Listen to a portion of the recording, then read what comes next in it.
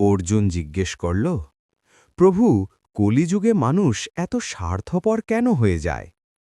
শ্রীকৃষ্ণ মৃদু হেসে বললেন, হে তার্থ, যখন মানুষ নিজের আত্মাকে ভুলে যায় তখনই সে শুধু নিজের লাভ দেখে। কলিযুগে মানুষ ভয় পায়, হারানোর ভয়, অভাবের ভয়, একা হয়ে যাওয়ার ভয়, আর ভয় থেকেই জন্ম নেয় স্বার্থ। তিনি বললেন, যে মানুষ মনে করে সবকিছুই অস্থায়ী, সে আঁকড়ে ধরতে চায় সবকিছু, তাই সম্পর্কেও হিসেব করে, ভালোবাসাতেও লাভ খোঁজে।